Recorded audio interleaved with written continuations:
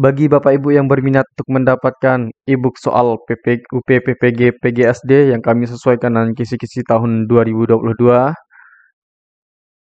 hanya dengan 50.000, Bapak Ibu bisa memesan ke nomor WA 081803358023. E-book ini dilengkapi dengan kisi-kisi, kemudian ada 450 soal dan pembahasan. Assalamualaikum warahmatullahi wabarakatuh, Bapak Ibu yang kami hormati. Pada kesempatan kali ini kita akan membahas soal UPPPG PGSD dalam jabatan tahun 2022. Khusus pada video kali ini kita akan bahas pada kisi-kisi di indikator soal 4, 5, dan 6 yang terkait dengan sikap rela berkorban, sikap persamaan derajat, dan sikap bertanggung jawab. Baik, langsung saja kita ke soal yang pertama atau ke indikator 4.4. Mengembangkan sikap rela berkorban untuk kepentingan negara dan bangsa dalam mendidik, mengajar, membimbing, mengarahkan, melatih, menilai, dan mengevaluasi peserta didik. Nah, Bapak Ibu, di sini nanti akan memperlihatkan sikap Anda, yaitu sikap rela berkorban untuk kepentingan negara. Nah, nanti di soal Bapak Ibu akan memunculkan sikap rela berkorban tersebut. Baik, kita langsung saja ke soalnya. Dalam pertemuan di Surabaya, pahlawan mengorbankan nyawa demi mempertahankan negara kesatuan Republik Indonesia. Sikap rela berkorban dalam mempertahankan Indonesia didasari oleh titik-titik. Artinya, dalam pertempuran di Surabaya tersebut, nah, apa yang mendasari para pahlawan tersebut untuk mempertahankan Republik Indonesia? Apakah A. Semangat kesukuan, B. Cinta tanah air dan bangsa, C. Benci terhadap asing, D. Semangat primordialisme dan nasionalisme? Baik, kita lihat dulu kunci jawabannya. Jawabannya adalah yang B, yaitu cinta tanah air dan bangsa. Baik, karena kita memilih jawaban B yang benar, maka jawaban A, C, dan D itu salah. Kenapa jawaban A, C, dan D salah? Baik, untuk yang A, semangat kesukuan. Nah, tentu di dalam pertempuran di Surabaya bukan didasari oleh semangat kesukuan, tetapi didasari oleh kecintaan terhadap tanah air dan bangsa. Karena di sini sudah dipertegas di dalam soal mempertahankan negara kesatuan Republik Indonesia. Jadi bukan untuk mempertahankan kesukuan mereka. Jadi yang A salah ya, karena tidak sesuai dengan yang diinginkan. Baik, kemudian yang C, benci terhadap asing. Nah, para pahlawan itu mengorbankan nyawanya bukan karena dia benci terhadap asing. Ya, kalau dia benci terhadap asing, semua orang asing pasti dilawan. Ya, baik yang pro terhadap pemerintah Indonesia ataupun yang tidak pro terhadap Indonesia. Maka kalau dasarnya tentang benci terhadap asing itu bukan dasar yang tetap, yang benar maksudnya, tetapi yang benar adalah didasari oleh cinta tanah air dan bangsa. Kemudian semangat primordialisme dan nasionalisme. Jadi bukan atas semangat primordialisme, tetapi karena cinta tanah air dan bangsa. Nah, untuk soal yang lain terkait dengan indikator 4 ini, Bapak Ibu bisa mendapatkannya di e-book ini. Di sini sudah sangat lengkap kita bahas dari indikator 1 sampai dengan indikator 120. Jadi di indikator itu kita berikan beberapa soal, bukan hanya satu, kita berikan lebih dari satu ya. Bahkan ada yang 5, ada yang 10, ada yang belasan. Itu terkait dengan spesifikasi kisi-kisinya. Baik, untuk yang indikator 5, kita lihat dulu indikator soalnya. menciptakan persamaan derajat, persamaan hak dan kewajiban asasi setiap manusia, tanpa membeda-bedakan suku, keturunan, agama, kepercayaan, jenis kelamin, kedudukan sosial, dan warna kulit dalam mendidik, mengajar, membimbing, mengarahkan, melatih, menilai, dan mengevaluasi peserta didik. Nah, jadi Bapak Ibu nanti di soal itu harus bisa memperlihatkan sikap persamaan derajat. Nah, Bapak Ibu nanti memilih sikap persamaan derajat, persamaan hak dan kewajiban asasi setiap manusia. Itulah yang Bapak Ibu pilih nanti di jawabannya. Baik, kita langsung saja ke soalnya.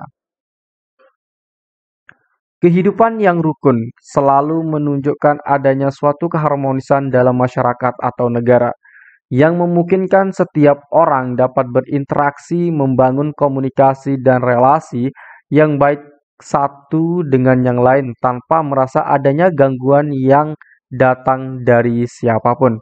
Sebagai seorang guru pendidikan agama, sikap yang tepat terhadap rekan kerja yang berbeda sara adalah sara itu ada suku, agama, ras, ataupun A itu apalagi? Ya, saya sedikit lupa ya yang A itu.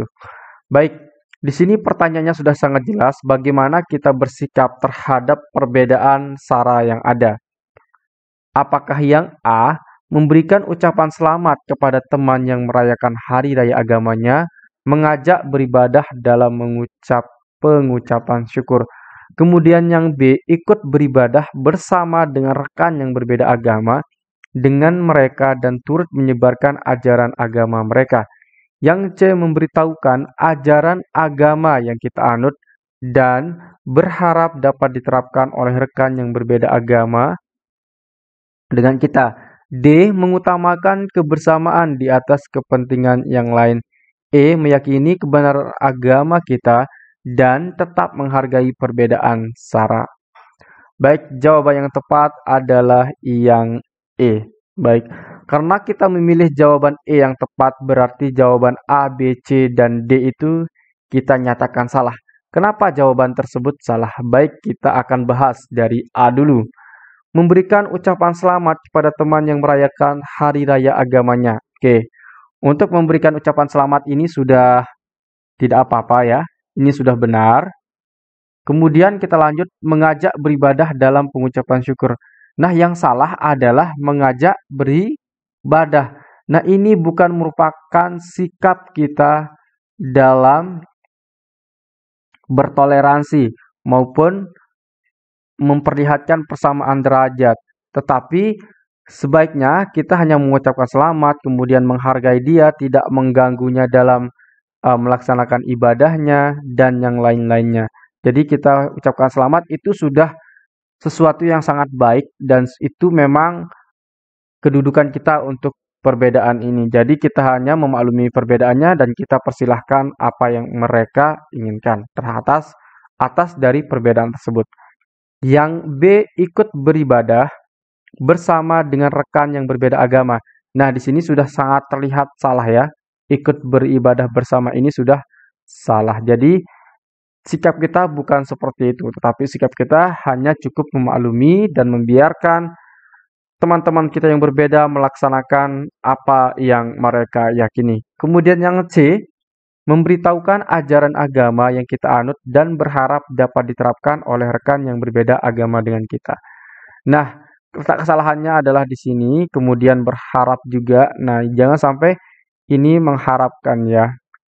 Nanti kalau kita mengharapkan, kita lebih cenderung untuk memaksakan teman kita. Jadi cukup menghargainya. Kalau kita memberitahukan, cukup memberitahukan saja, tapi jangan diharapkan. Kemudian yang D, mengutamakan kebersamaan di atas kepentingan yang lain. Nah, di sini tidak jelas ya maksud pilihan D ini, jadi jawaban D adalah salah. Jadi jawaban yang tepat adalah meyakini kebenaran agama kita dan tetap menghargai perbedaan sara. Nah, di sini tetap menghargai dan tetap meyakini kebenaran agama kita masing-masing. Baik, untuk indikator 5 ini juga sudah kami siapkan soal-soalnya di e-book ini. Kami sudah lengkapi di situ. Berikutnya di indikator soal 6, karakteristikkan keputusan yang diambil harus dapat dipertanggungjawabkan secara moral kepada Tuhan Yang Maha Esa, menjunjung tinggi harkat dan martabat manusia, nilai-nilai kebenaran dan keadilan, mengutamakan persatuan dan kesatuan, kepentingan bersama dalam mendidik, mengajar, membimbing, mengarahkan, melatih, menilai, dan mengevaluasi peserta didik. Nah, Bapak Ibu, yang diinginkan dalam indikator soal ini adalah Bapak Ibu menunjukkan sikap, ya. Menunjukkan sikap bertanggung jawab atas keputusan yang Bapak Ibu ambil. Oke. Misalkan Bapak Ibu memutuskan untuk menjadi guru, berarti Bapak Ibu harus mempertanggungjawabkan Bapak Ibu itu menjadi guru maupun keputusan-keputusan yang lainnya. Jadi setiap keputusan itu harus dipertanggungjawabkan baik secara moral, secara agama, maupun secara kemanusiaan dan nilai-nilai kebenaran serta keadilan yang lainnya.